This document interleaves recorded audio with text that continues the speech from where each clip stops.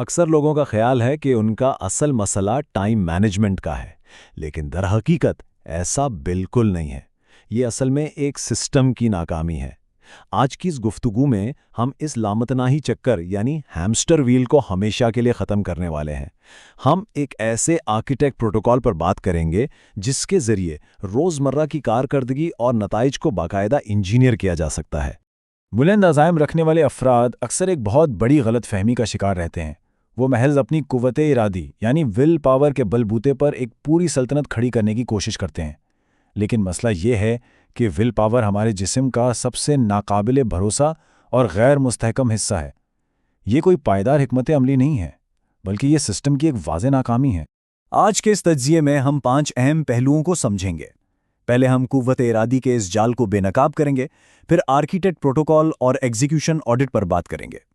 اس کے بعد ہم ان 5 پوشیدہ سسٹمز کا جائزہ لیں گے جو ہر کامیاب انسان کی زندگی کا حصہ ہوتے ہیں، اور آخر میں ریزیلینس ڈرل کو سمجھیں گے۔ یہ خاکہ بالکل واضح کر دے گا کہ کس طرح ذہنی عمل کو روزمرہ کے کاموں کے ساتھ بغیر کسی تھکاوٹ کے جوڑا جا سکتا ہے۔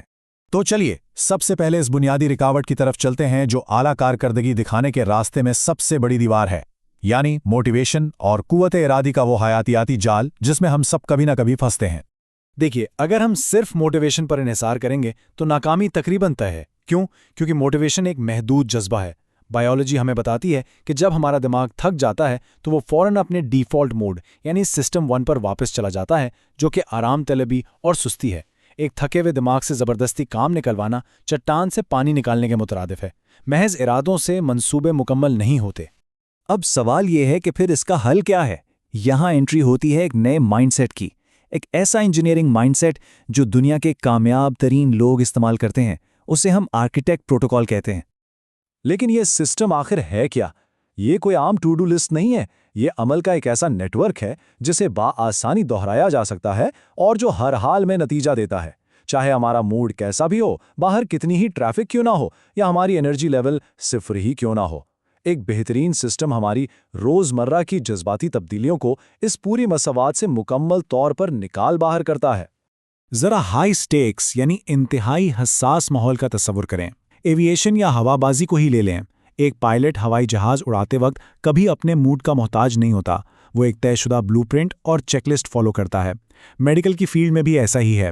سرجنز آپریشن سے پہلے اور بعد میں چیک لسٹ پر عمل کرتے ہیں تاکہ غلطی کی کوئی گنجائش نہ رہے۔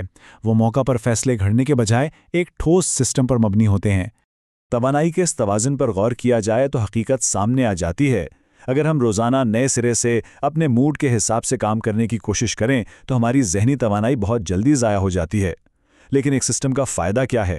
شروع میں جی ہاں، اسے بنانے میں کافی ذہنی مشقت لگتی ہے، لیکن ایک بار جب یہ سیٹ ہو جائے تو اس پر عمل کرنے کی محنت تقریباً 0 ہو جاتی ہے۔ ہم دراصل اپنی ذہنی بینڈوڈتھ کو بچا رہے ہوتے ہیں تاکہ اسے ان کاموں میں لگایا جا سکے جو واقعی اہم ہے۔ تو اب اگلا مرحلہ یہ ہے کہ اس فریم ورک کو بنایا کیسے جائے، ایک ایسا ڈھانچہ جو ہمارے برے دنوں اور شدید تھکاوٹ میں بھی بکھرے نہیں۔ آئیے ایگزیکیوشن آڈٹ کی طرف چلتے ہیں۔ اس آڈٹ کے 3 بنیادی اصول ہیں۔ پہلا ہے ہولسٹک میپنگ، یعنی اپنے ماضی کی ناکامیوں اور رکاوٹوں کا بالکل بے رحمانہ انداز میں جائزہ لینا۔ ہمیں ماننا پڑے گا کہ تھکاوٹ اور سستی فطری ہیں۔ دوسرا اصول ہے دہرانے کی صلاحیت، یعنی کیا اس کام کو بار بار آسانی سے کیا جا سکتا ہے؟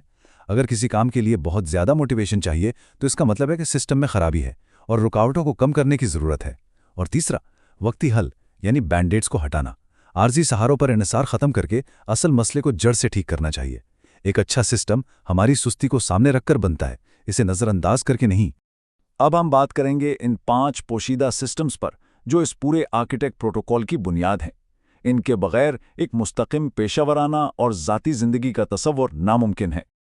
یہ وہ 5 خودکار ستون ہیں جو ایک کامیاب لائف سٹائل کو پہلے سے انجینئر کرنے کے لیے ضروری ہیں۔ Goal setting, time management, health OS ایس، ریلیشن شپ او ایس اور فائنانس او ایس۔ اگر زندگی میں واقعی توازن لانا ہے تو ان کا مضبوط ہونا انتہائی ضروری ہے۔ چلیے ان کو مختصراً سمجھتے ہیں۔ سب سے پہلے گول سیٹنگ کا یہ GPS طریقہ دیکھیں۔ یہ بالکل ایک لکیر کی طرح واضح ہے۔ ایک طویل مدتی ویژن سے لے کر 3 سالہ خاکہ، پھر اسے 90 دن کے اہداف میں توڑنا اور آخر میں ایک متوازن ہفتہ وار بلو پرنٹ تیار کرنا۔ یہ ڈھانچہ ایک بڑے خواب کو چھوٹے اور آسان ہفتہ وار کاموں میں تبدیل کر دیتا ہے تاکہ ان پر باقاعدگی سے عمل کرنا آسان ہو جائے۔ اس کے بعد باری آتی ہے ٹائم مینجمنٹ کی، اور یہاں ایک بہت کڑوی حقیقت سامنے آتی ہے۔ اگر ہم اپنے انتہائی اہم کاموں جیسے کہ ڈیپ ورک یا اپنی صحت کے لیے کیلنڈر میں وقت بلاک نہیں کرتے تو حقیقت میں ان کا وجود ہی نہیں ہے۔ بغیر کسی ٹھوس شیڈیول کے صرف بڑے عزائم رکھنا ایک وہم کے سوا کچھ نہیں۔ ہیلتھ کے معاملے میں کچھ چیزیں ڈیفالٹ پر سیٹ کر دینا جادو کی طرح کام کرتا ہے۔ سوچنے کی تھکاوٹ کو ختم کرنے کے لیے ہم کچھ چیزیں فکس کر دیتے ہیں، جیسے سونے کے لیے کمرے کا درجہ حرارت 19 ڈگری رکھنا، موبائل دور رکھنا اور کھانے کی پہلے سے تیاری کرنا۔ جب یہ چیزیں خودکار ہو جاتی ہیں تو دماغ کو روزانہ یہ فیصلہ کرنے کی ضرورت نہیں پڑتی کہ آج کیا کھایا جائے یا ورزش کب کی جائے۔ کیا رشتوں کو بھی سسٹمائز کیا جا سکتا ہے؟ بالکل۔ ریلیشن شپ او ایس دراصل ہماری سماجی زندگی کو مستحکم کرتا ہے۔ مستقل ملاقاتیں طے کرنا، سالگرہ کے الرٹس لگانا اور چھٹیوں کو سالانہ کیلنڈر میں پہلے سے بلاک کر دینا۔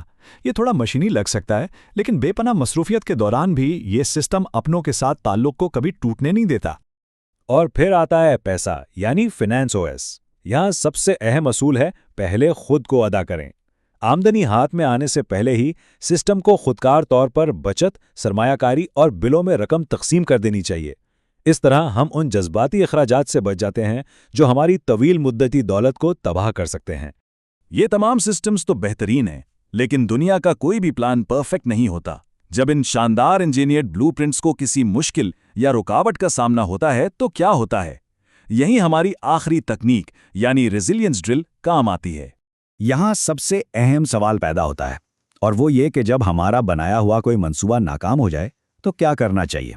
عام طور پر لوگ مایوس ہو جاتے ہیں یا جذباتی رد عمل دیتے ہیں۔ لیکن یہی تو اصل راز ہے۔ یہ کوئی ناکامی نہیں ہے، یہ دراصل نیا ڈیٹا ہے۔ جب پلان ٹوٹے تو اپنے ہولسٹک میپ کو واپس نکال کر دیکھیں کہ کون سی رکاوٹ نظر انداز ہو گئی تھی، پھر اس ڈیٹا کی بنیاد پر اپنے پروسیس کو بہتر بنائیں۔